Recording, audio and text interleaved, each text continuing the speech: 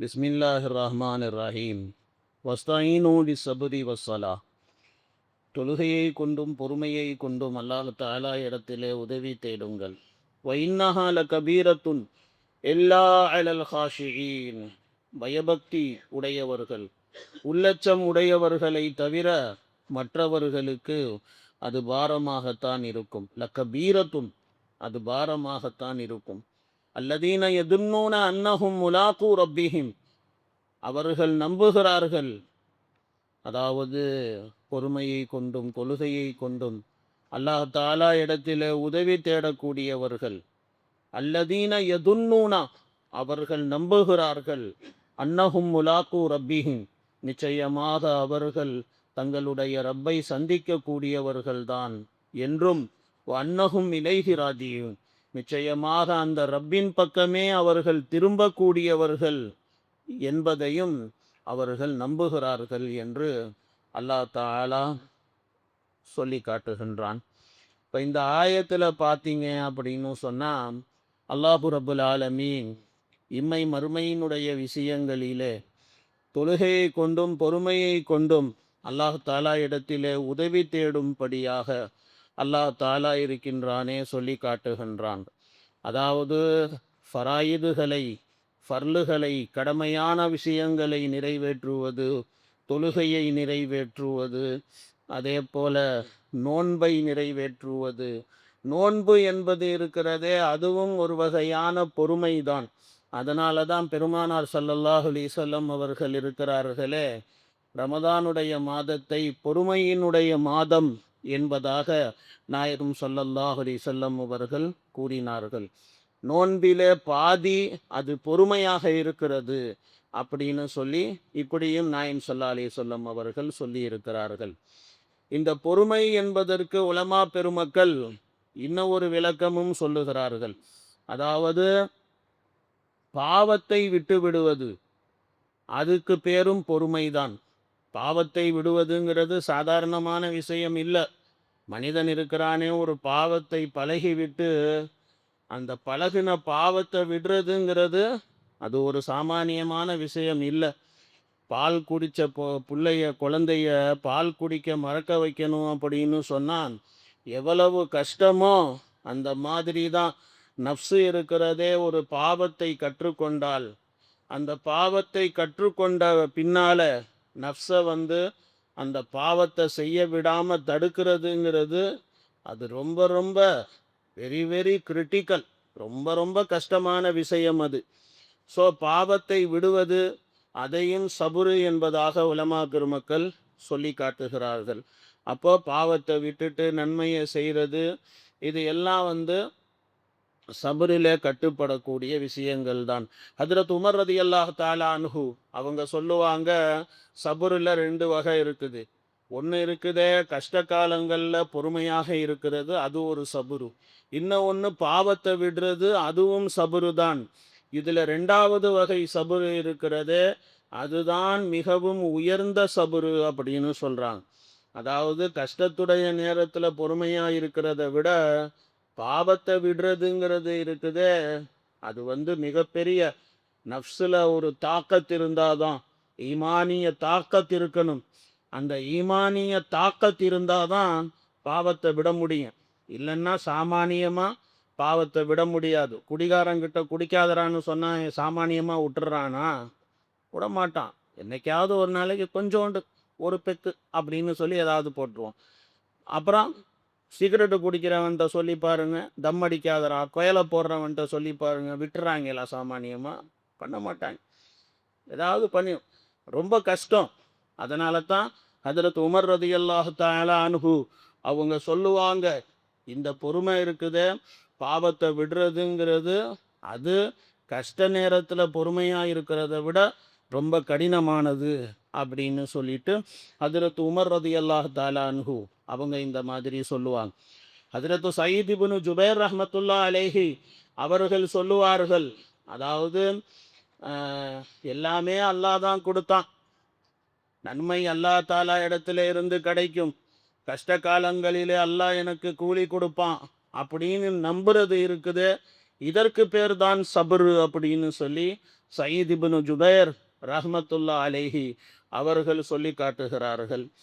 அப்போ சபருங்கிறதுக்கு இந்த மாதிரி பல விளக்கங்கள் சொல்லப்பட்டிருக்கிறது.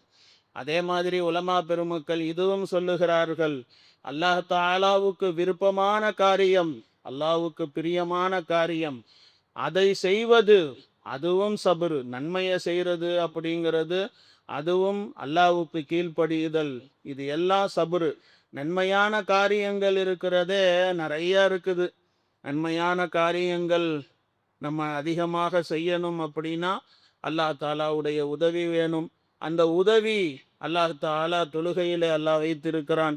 அல்லாஹ் தொழுகையின் மூலமாக நல்ல காரியங்கள் அதிகமாக செய்வதற்கு அல்லாஹ் தாலா தௌஃபீக்குகளை அல்லாஹ் தாலா கொடுக்கிறான்.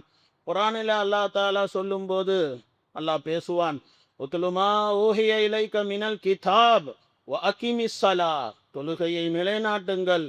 இன்ன ஸலாத்த தன்ஹா அனில் ஃபஹ்ஷாஇ வல் முன்கர், நிச்சயமாக தொழுகை என்பது மானக்கேடான காரியம், பாவமான காரியத்தை விட்டும் தடுக்கக்கூடியதாக இருக்கிறது. வல ஜிக்ருல்லாஹி அக்பர், அல்லாஹ்வினுடைய ஜிக்ர் இருக்கிறதே, நினைவு, அது மிக பெரியது. பஹோத் படா ஹே அப்படின்னு சொல்லி இப்படி அல்லாஹ் தாலா இருக்கிறானே குர்ஆன் ஷரீஃபில் அல்லாஹ் தாலா சொல்லி காட்டுவான்.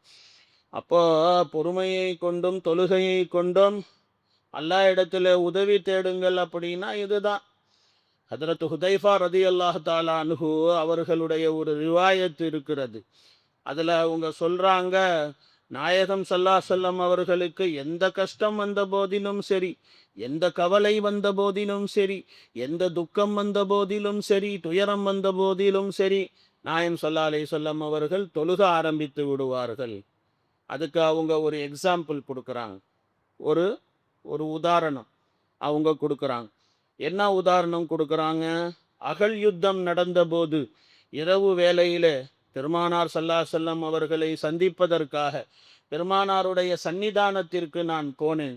போனா நாயகம் ஸல்லல்லாஹு அலைஹி வஸல்லம் அவர்கள் தொழுகையிலே இருப்பதை நான் கண்டேன் அப்படின்னு சொல்லி ஹஜ்ரத் ஹுதைஃபா ரலியல்லாஹு அன்ஹு சொல்றாங்க. போர் நடக்கக்கூடிய நேரம் அப்படின்னா எவ்வளோ பெரிய கஷ்டமான ஒரு நேரமாக இருக்கும், எவ்வளோ பெரிய கவலைக்கிடமான ஒரு நேரமாக இருக்கும். அந்த நேரத்தில் ரசூலுல்லாஹ் செஞ்ச அமல் அது தொழுகை தான். ஹஜ்ரத் அலி ரலியல்லாஹு தஆலா அன்ஹு அவர்கள் சொல்லுகிறார்கள், பத்ருடைய யுத்தம் நடந்தபோது எல்லாம் இரவு நேரத்தில் தூங்கி கொண்டிருந்தார்கள். நாயகத்தை சந்திப்பதற்காக வேண்டி நான் போனபோது நாயகம் ஸல்லல்லாஹு அலைஹி வஸல்லம் அவர்கள் தொழுகையிலும் துவாவிலும் நபி அவர்கள் இருந்தார்கள். காலையிலே விடுகின்ற வரையிலும் சுபுகு வரையிலும் நாயகம் அவர்கள் தொழுகையிலேயும் துவாவிலேயும் பெருமானார் ஸல்லல்லாஹு அலைஹி வஸல்லம் அவர்கள் இருந்தார்கள் அப்படின்னு ஹஜ்ரத் அலி ரலியல்லாஹு தஆலா அன்ஹு அவர்கள் சொல்லுகிறார். இப்போ யுத்த காலம் அப்படிங்கிறது எவ்வளோ பெரிய கஷ்டமான ஒரு நேரம்.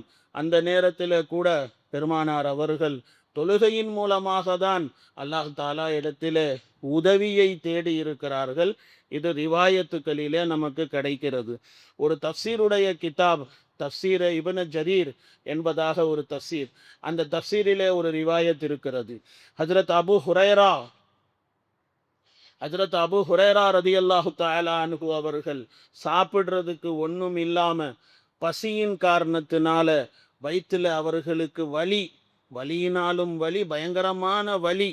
இதை உணர்ந்து கொண்ட பெருமானார் ஸல்லல்லாஹு அலைஹி வஸல்லம் அவர்கள் ஹஜ்ரத் அபு ஹுரைரா ரதியல்லாஹு தஆலா அன்ஹு அவர்களிடத்தில் பாரசி மொழியில் பேசுகிறாங்க. தர்து ஷிகம்தாரி, தர்து ஷிகம்தாரி அப்படின்னு கேட்குறாங்க. என்னப்பா வயிற்றுல வலி இருக்குதா அப்படின்னு கேட்குறாங்க. அப்போ அவர் சொல்கிறாரு, ஆமாம் யா ரசூலல்லாஹ் அப்படின்னு சொல்லும்போது, தொழுகுப்பா, தொழுவு, தொழுகையிலே அல்லாஹ் தஆலா ஷிஃபாவை வைத்திருக்கிறான் அப்படின்னு சொல்லி இப்படி பெருமானார் ஸல்லல்லாஹு அலைஹி வஸல்லம் அவர்கள் ஹஜ்ரத் அபு ஹுரைரா ரலியல்லாஹு தஆலா அன்ஹு அவர்களுக்கு சொன்னதாக தஃப்சீர் இப்னு ஜரீரிலே ஒரு ரிவாயத் இருக்கிறது. ஹஜ்ரத் இப்னு அப்பாஸ் ரலியல்லாஹு தஆலா அன்ஹுமா அவர்களை பற்றி ஒரு செய்தி. ஹஜ்ரத் இப்னு அப்பாஸ் அவர்கள் ஒரு பயணத்திலே இருந்தார்கள். பயணத்தில் போய் கொண்டிருக்கும் போது ஒரு செய்தி ஒன்று கிடைச்சிச்சு. உங்கள் சகோதரர் வஃபாத் ஆயிட்டாரு, மௌத்தாயிட்டாரு அப்படின்னு சொல்லி செய்தி கிடைச்ச உடனே ஹஜ்ரத்து இப்னு அப்பாஸ் ரதியல்லாஹு தஆலா அன்ஹுமா அவர்கள் தன்னுடைய ஒட்டகத்தை ஒரு ஓரமாக நிறுத்திவிட்டு ரொம்ப நேரம் தொழுதாங்க. ரொம்ப நேரம் தொழுதாங்க.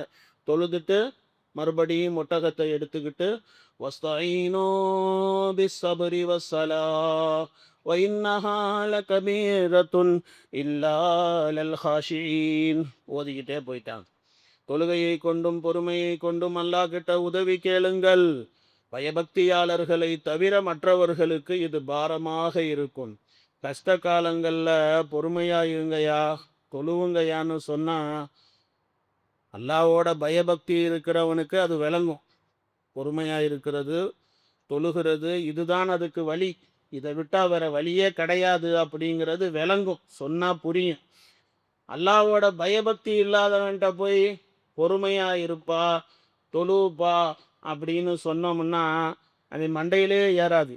ஏயா நான் இவ்வளோ கஷ்டமா இருக்குன்னு நான் சொல்றேன், பொறுமையாயிரு தொழுவுங்கிறார்.